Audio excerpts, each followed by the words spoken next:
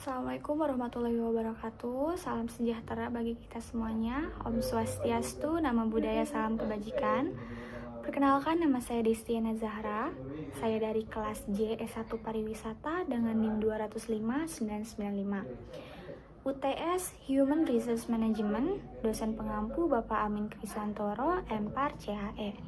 Di sini saya akan menjelaskan dan mempresentasikan soal UTS nomor 17 dan 18, yaitu menurut Anda bagaimana wawancara yang efektif? Yang kedua, bagaimana merancang wawancara situasional terstruktur?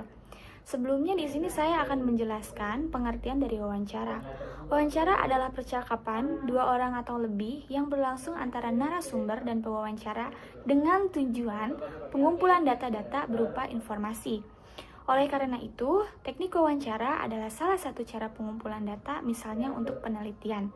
Selanjutnya, bagaimana melakukan wawancara yang lebih efektif? Ada beberapa cara untuk membuat wawancara menjadi lebih efektif. Yang pertama, membuat struktur wawancara. Ada beberapa hal yang dapat dilakukan untuk meningkatkan standarisasi wawancara atau membantu pewawancara meminta pertanyaan yang lebih konsisten dan relevan dengan pekerjaan. Yang pertama itu dasarkan pertanyaan pada tanggung jawab pekerjaan sebenarnya. Yang kedua, menggunakan pertanyaan yang berorientasi pengetahuan pekerjaan, situasional atau secara perilaku dari kriteria objektif untuk mengevaluasi respon orang yang mewawancarai. Yang ketiga, melatih pewawancara. Yang keempat, mengajukan pertanyaan yang sama pada calon semua karyawan. Yang kelima, menggunakan skala peringatan deskriptif untuk membuat penilaian terhadap jawaban. Yang keenam, gunakan beberapa pewawancara atau wawancara panel. Poin nomor 2 itu mempersiapkan diri untuk wawancara. Maksudnya, wawancara harus dilakukan dalam ruang khusus yang tidak dapat menerima telepon sehingga Anda dapat meminimalkan interupsi. Pewawancara harus mengetahui tanggung jawab pekerjaan tersebut dan keterampilan serta ciri khusus yang harus dicari. Kebanyakan wawancara gagal untuk menggali pelamar terbaik karena pewawancara tidak siap atau terlalu percaya diri hanya karena malas. Mulailah wawancara dengan gambaran akurat tentang ciri dari calon karyawan yang ideal untuk pekerjaan yang diinginkan perusahaan. Poin ketiga itu membangun suasana. Maksudnya, alasan utama wawancara adalah mengetahui tentang pelamar itu. Untuk melakukan itu harus membuat lawan pewawancara santai dan rileks. Selanjutnya, poin keempat, bertanyalah. Maksudnya, kita jangan memberikan pertanyaan yang dapat dijawab ya atau tidak. Jangan memberikan pertanyaan yang kesannya sedang mengintegrasi pelamar seolah-olah seorang kriminal.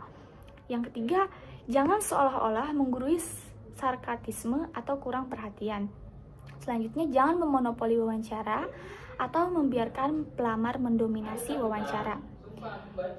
Yang selanjutnya, dengarkanlah calon karyawan itu untuk mendorongnya mengeluarkan pemikiran secara penuh. Kemudian, tariklah opini dan perasaan pelamar tersebut.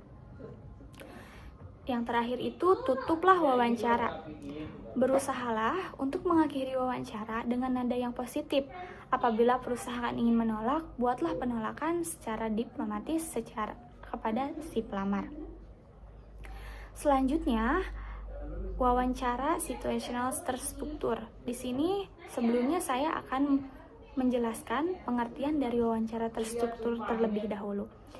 Wawancara terstruktur adalah sebuah prosedur sistematis untuk menggali informasi mengenai responden dengan kondisi di mana satu set pertanyaan ditanyakan dengan urutan yang telah disiapkan oleh pewawancara dan jawabannya direkam dalam bentuk yang terstandarisasi. Selanjutnya di sini saya akan menjelaskan tahapan merancang wawancara situasional terstruktur. Yang pertama, memberikan analisis mengenai pekerjaan. Maksudnya, sebagai pewawancara, kita bisa menulis deskripsi mengenai pekerjaan seperti tugas pekerjaan, pengetahuan, keterampilan, dan kemampuan yang dibutuhkan, dan kualifikasi mengenai pekerjaan. Poin kedua yaitu memberikan nilai pada pekerjaan yang dilakukan. Kita bisa memberikan nilai, anggapan saja rating nilai dari perusahaan itu 1-5. Maka ketika pada pekerjaan mencapai keberhasilan yang telah ditentukan oleh perusahaan, kita bisa memberikan mereka penilaian melalui rating nilai yang telah ditentukan tersebut. Selanjutnya, poin nomor 3 yaitu membuat pertanyaan wawancara. Buatlah pertanyaan wawancara yang berkaitan dengan pekerjaannya. Contohnya seperti ini.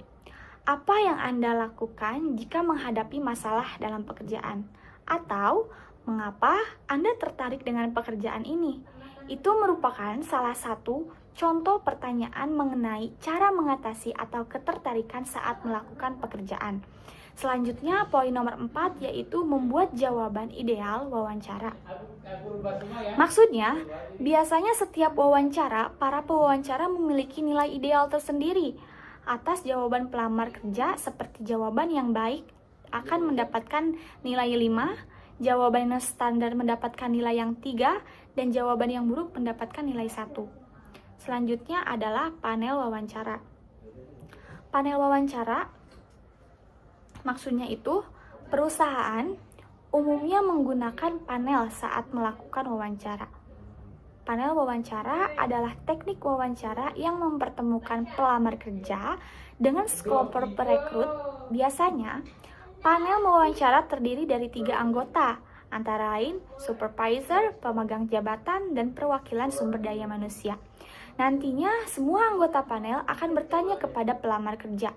Salah satu anggota panel akan memberikan pertanyaan ke pelamar kerja dan anggota lainnya, juga mencatat dan menilai jawaban yang diberikan oleh pelamar kerja tersebut. Mereka melakukan hal tersebut untuk melihat setiap jawaban pelamar apakah relatif dengan jawaban baik, standar, atau buruk. Dan diakhiri wawancara, salah satu dari anggota panel akan menjawab pertanyaan yang diberikan oleh pelamar kerja. Kemudian, kesimpulan.